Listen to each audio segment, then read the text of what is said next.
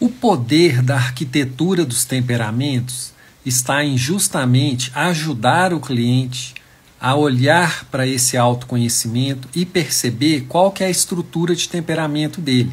Então, antes do cliente saber, ele é um cliente melancólico, que tem insônia, burnout, morando numa casa colérica, vermelha, com os tons de preto, metais, uma casa que não combina com a alma desse cliente melancólico.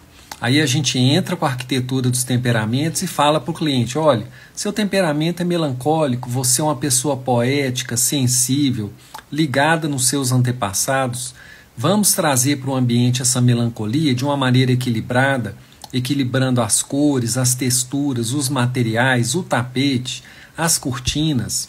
E aí isso transforma a vida do cliente, transformando a casa numa medicina sutil.